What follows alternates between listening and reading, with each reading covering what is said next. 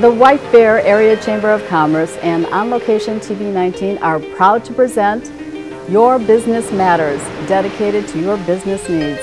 The White Bear Area Chamber is a nonprofit business organization serving as an advocate for the White Bear area and its business community. Now here is the Executive Director of the White Bear Area Chamber and the host of Your Business Matters, Tom Snell. I want to welcome everybody to this week's White Bear Area Chamber of Commerce program, Your Business Matters.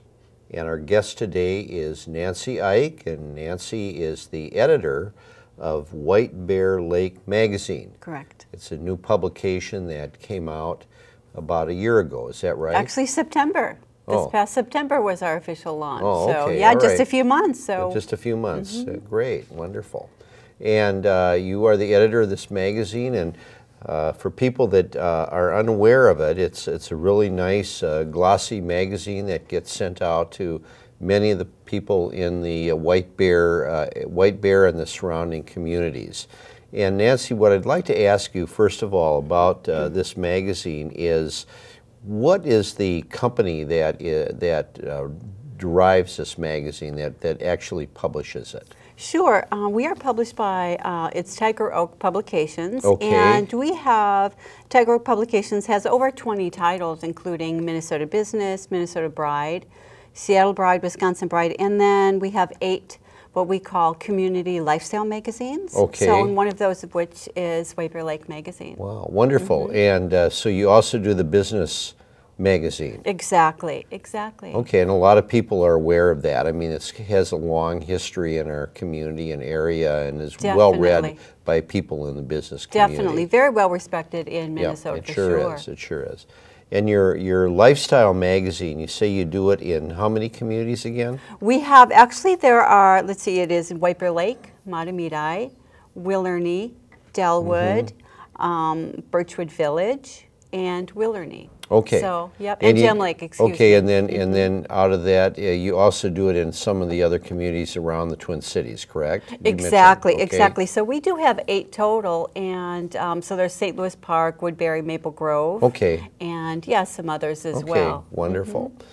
What made you decide to pick White Bear as an area to focus your attention on? Sure. Well, as you know, Tom, White Bear Lake is very rich in culture. There's a lot going on there. The community is very tied in. And I would say the people are fabulous. A lot of wonderful stories, a lot of great businesses and organizations. And that's kind of why we felt, hey, we should really come in and tell all of those stories, because that's really what we're all about, is telling all of the stories of the people and the places and the organizations of White Bear Lake and the communities I mentioned earlier. I want to go back into the organizations in a little bit later in the interview, but the magazines that you put out so far, how many have you put out in the area since September? We just launched just put out our 3rd, so the November issue. Yep, we're very proud. And so it goes out to 10,000 residents in those communities I mentioned. 10,000? 10,000. And we also have a very strong website as well, so they can go to whitebearlakemag.com and you can see the online version as well. Okay, of the magazine. Exactly, exactly. All right.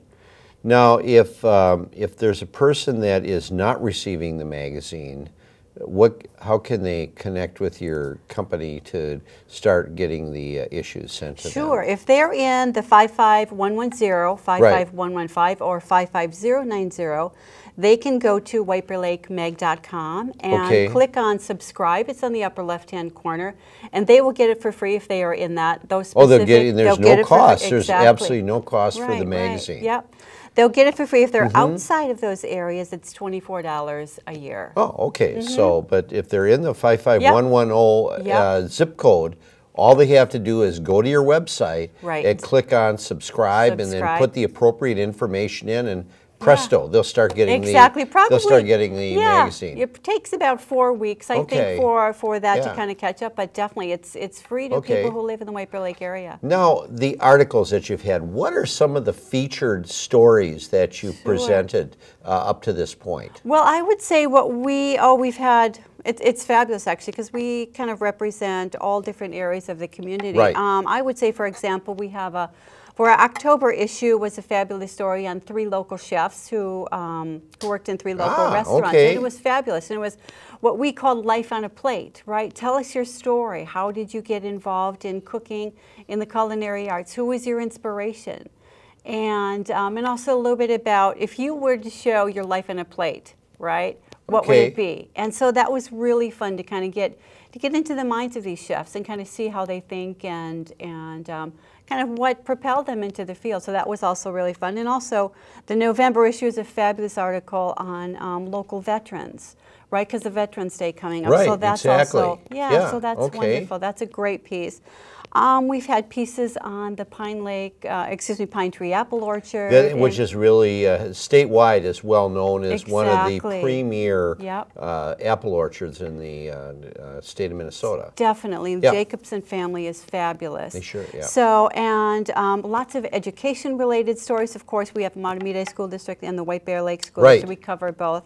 And a fabulous farm-to-school program where local farmers actually brought food into the cafeterias of the schools and served. So we touched on that a little bit, which was fabulous. So those are kind of underlying stories that you really don't read about in other publications as much. And I think that you're really going a step to really find out about what really makes a community click, and really what are some of the advantages of learning about these people, like when you brought up the idea about the chefs. So it's not just what do you cook, what do you do, it's like what drove you to get into this profession, for example. And I want to go into that a little bit deeper. When you write a story like that, what were some of did you go through a process to determine you wanted to go into these stories a little bit more in depth than typically you'll find out with other magazines that might come out in the different communities? Is that a process that you followed, or is it just come natural? Yeah, I would say that when I assign a piece to my writers, I look at what do readers want to learn. What's interesting about the subject, right? What, like you said, what might not be asked? How can we cover it, a particular story or a source in a unique and really engaging way? And that's really what we do. We want to dig in. We want to dig our heels in and tell the story that might not be told otherwise. To make it the interesting parts of the story. Okay, all right. So that's how you do it. Now, you're obviously people can. You have a readership of 10,000 plus, and it gets mailed out to people in their homes. Are there some? If somebody is interested in promoting their business or where they are, obviously they can contact your company and take out advertisements. Definitely, yes. We do have a obviously an active advertising department, and they would be more than, they'd be very glad to speak with anybody if they're interested in advertising. So that you can reach out to either myself, and I will forward them on to the advertising department. I think that might be the best way. Okay. I want to get back to it into a little more in depth too about some of the articles that you've got in here. The idea of you mentioned that you focus on the chefs and you also the schools. Let's say somebody has a nonprofit corporation in White Bear, maybe the Historical Society or the Center for the Arts or some of the other mainstays in White Bear area that really separates us from some of the other communities around the Twin Cities. Now, if a nonprofit is interested in having something written up about them, what they do, how they promote the community, is that possible? I mean, do you try to find room in your magazine for information about some of these nonprofits that are really helping make White Bear the community that it is? Definitely. That's really what we're all about, right? We're also about telling those stories. So if people have a nonprofit, if they have a story that they'd like to share, they can actually email wblmeg@tigeroak.com, and I will get that. And they can actually pitch a story. They can say, you know, I'm a nonprofit, and you know what, this is what we do. Okay. And how about you cover this? And I think then I would email and find out more information. Yeah. But I get actually a lot of my story ideas that way from pitches that come in. Oh, you do? I So do, absolutely. you So actually... I'm totally open to that. I love any and all suggestions. So this, I mean, this is a really great way then for someone in our community, if they run like a nonprofit corporation where they're doing something for the community and they want to get the word out to 10,000 households. Exactly. Definitely, they you. contact me, definitely.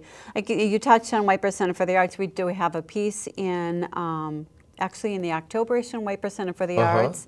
And Sarah Marco Hansen is fabulous enough to contribute every month to our Last Glance, which is the very last page in the book. And she has a historical photo and copy as well. So we encourage anyone really to reach out to us for story ideas. You know, another thing is I know that that your magazine offers people an opportunity to meet with people that put this together to kind of look at the various issues that you've got, like an advisory group.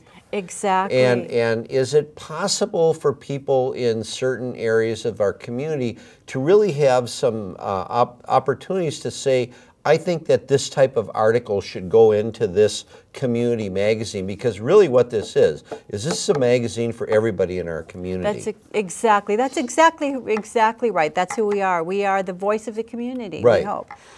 So we do have an editorial advisory board, and we meet twice a year. And what that EAB does, the people in EAB, they actually, like you said, they will throw ideas out. They will say, I like the direction it's going, or we need to do this and that. And those terms actually run for 2 years. So if anybody is interested maybe in being on the board going forward, they can also email me. But we also, we really love to hear from the community on any stories or feedback as well. So, and all you ask people then is to attend 2 meetings a year, to have an opportunity to have a say in what goes out to this magazine that reaches, again, 10,000 people. Exactly, right, if they are community. part of the editorial advisory board. And if somebody wants to have a chance to be on this editorial advisory board, who do they contact? I would say to reach out to me. That would be great. All right. At WBL@TigerOak. All right. That would be great. That sounds really, really interesting thing to do. Now, how many years has your company been putting out these featured magazines in various communities? Sure. Actually, the Woodbury magazine was one of the earliest, and that has been around for 8 years. Oh, it has? Yeah, okay. so a very long time, and it's very well respected, very rooted into the community. So we've been around for a long time, and this is a very proven commodity. People really love these magazines. They take them with them on trips, and we're going to have going forward what we call a travel log. So wherever you go, if you take your White Bear Lake magazine and you take a snapshot of yourself with holding the magazine, then you can just send that to me, and I'll put it in the front of the book. So really, yeah, it's called the travel log. It's just something fun, but people read it from cover to cover. So and you know what? Another thing I should say is we want them to be, of course, editorially engaging, but we want them to be visual and beautiful, and I think that the photography and the layouts are very well done as well. So wonderful. I mean, that's really a real interest to people in how you do that. So again, I want to emphasize that you put out publications since September, and they go out on a monthly basis. Is that correct? Exactly, on a monthly basis. Correct. Okay. And again, if somebody is interested in a story, they contact you. Right. And based on space and these other things, and you can look at doing something Exactly, for that. exactly. I have a particular, every month they have a particular topics that we'd like to cover. So I will see if somebody pitches a story, I will say, oh, it might fit in the April issue or the May issue. Or it may fit anywhere. It just really depends on the story and where I think it will fit. And is that difficult for somebody to put something into the magazine? You mentioned that the arts people put a monthly piece in your magazine. Is that correct? The Historical Society. Historical Society. Okay, I'm sorry. Okay, so they put something in every single month. Like it's a little clip of what they do then? Actually, I contact Sarah and I'll say I would like something focused on a particular area. So it might be a Willarney or it might be White Bear Township, and then she submits a historical photograph and writes the copy as well. Okay. So I do kind of guide her a little bit in what the content. Yeah. Okay, and then you also have worked with the school districts you mentioned. Definitely, definitely. They've been wonderful. Have you had any thoughts about some of the articles that you are looking to put in relation to the White Bear and the Mahtomedi school districts? Well, I would say we've covered, there's a fabulous article on the fabrication lab at Mahtomedi High School. That was in our October issue, which was really fabulous. Okay. And the White Bear Lake, I'm trying to recall, but there's so many. Like I said, we try and get into education pieces really as much as possible. So there's lots of fabulous topics, lots of really great things and programs that they have within their schools. So that's been really fun and exciting to cover as well. Yeah, and now that you mentioned, the next issue is going to be dealing with these 4 chefs in our area. Yeah, actually that was in the October issue. October issue, yeah, okay. So for coming up for December, we have a great feature, a local in-home chef actually. We said, hey, put together a menu for us, right? So we're calling it, it's a Franco-American extravaganza, right? So he put together a fabulous holiday menu. Right. People can read about in the magazine that you've got. Okay. Yeah, and there's really great artwork to coincide with it, and so that should be really fun. And then also coming up, we have another feature in December called the Warmer Uppers, and that's about local groups who have actually who knit or quilt and give to people in need. And they're very active in the community, and it's fabulous. How did you come up with the idea? How did you find that group? I think I just did some digging, actually. Yeah. So a lot of my job is digging around. Yeah, that really shows some commitment to finding some of the underlying things of our local community that people don't know about if they just look at things from kind of a surface basis. Right, exactly. Yeah, so you really are focusing on a lot of those types of things. So that's really, really interesting. Now, if I'm more interested in your magazine, and I want to find out about not only subscriptions but want to look at it, you mentioned that you have a website. Is that correct? Correct. Yes, we do. So that's whitebearlakemag.com. Okay. And so you can just go to the website, and all of the stories that we have in print will be online. And also we have a few web-only stories. So say if a story gets pitched and it's too late before it goes to print, because I usually work 5 months out.